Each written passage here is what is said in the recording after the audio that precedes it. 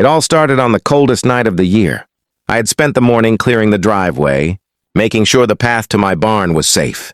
By noon, the neighborhood looked like a winter postcard, fluffy snow blanketing every roof, car, and tree. I grabbed a cup of coffee, thinking it was going to be a quiet day. But then, I noticed something that made my blood run cold. Out of nowhere, a huge pile of snow appeared at the edge of my property. At first, I thought maybe a neighbor had cleared their driveway poorly, but this was different. This was deliberate. The local HOA, the homeowners association that prided itself on perfection and control, had dumped an enormous heap of snow right on my land. Not just a little, but enough to block my barn entrance, crush part of my fence, and make it impossible to get my trucks out.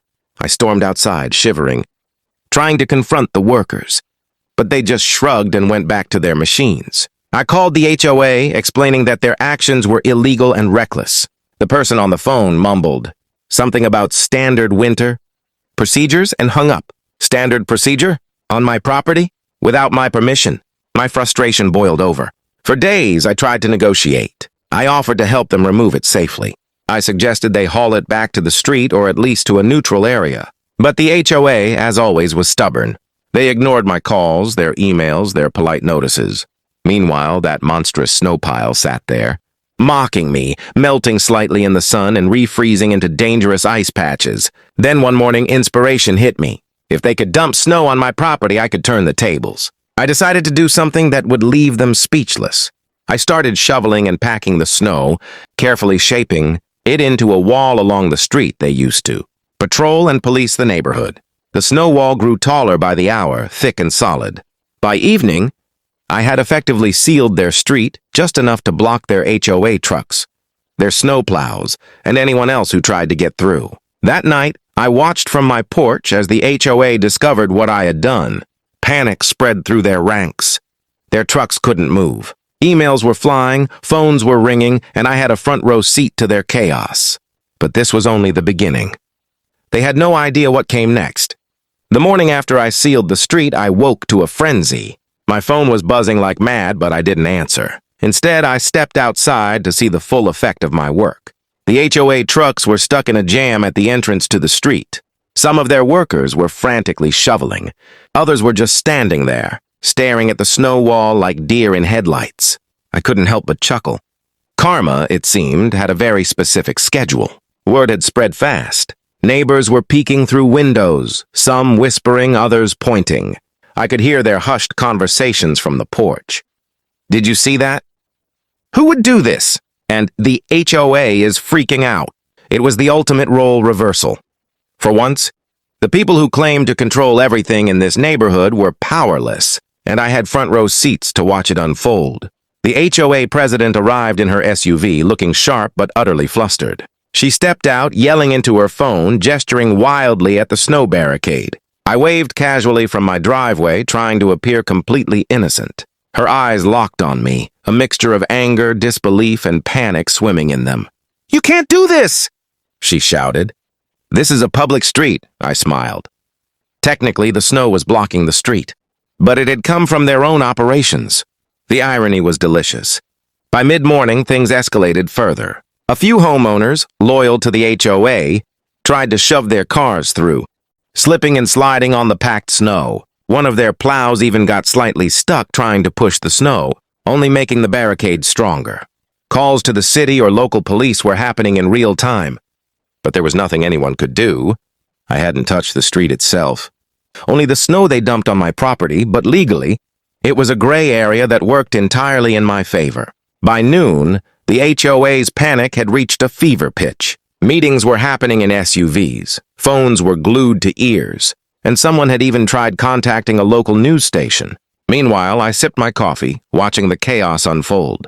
The same people who spent years lecturing me about property lines, noise complaints, and yard aesthetics were now at my mercy, trapped behind their own winter debris. And yet, I knew this was just the first round. If I wanted to make my point clear, I had to escalate things carefully. One wrong move, and it would be me dealing with lawyers instead of them.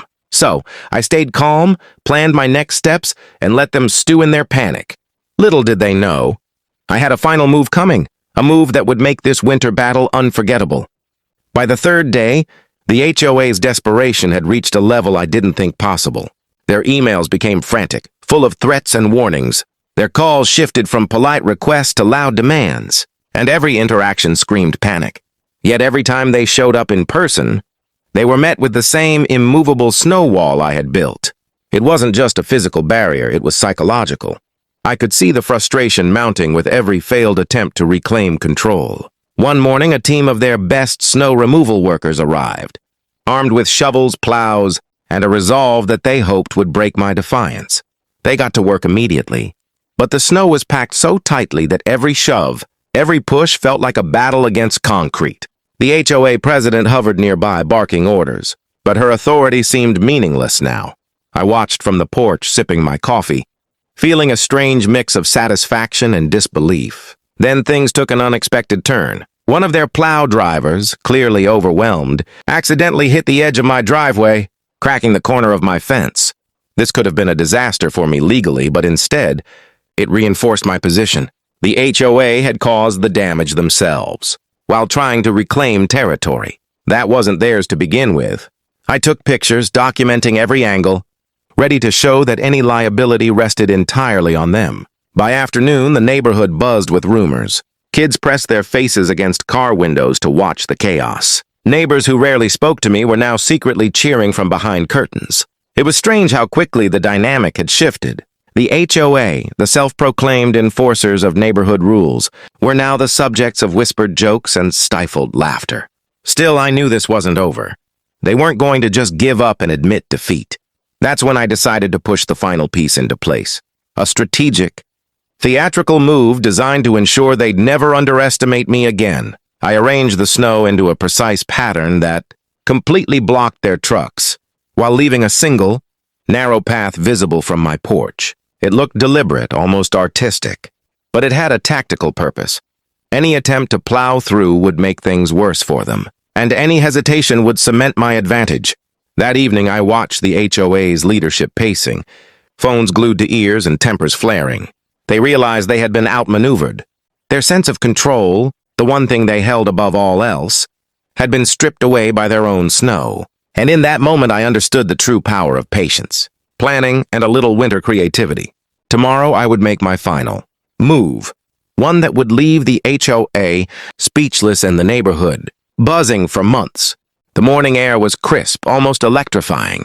After days of watching the HOA fumble, I knew it was time for the final act. I stepped outside with a clear plan in mind. This wasn't about revenge anymore. It was about sending a message that their arrogance had limits. Every pile, every shove, every inch of snow I had strategically positioned over the past 3 days led to this moment.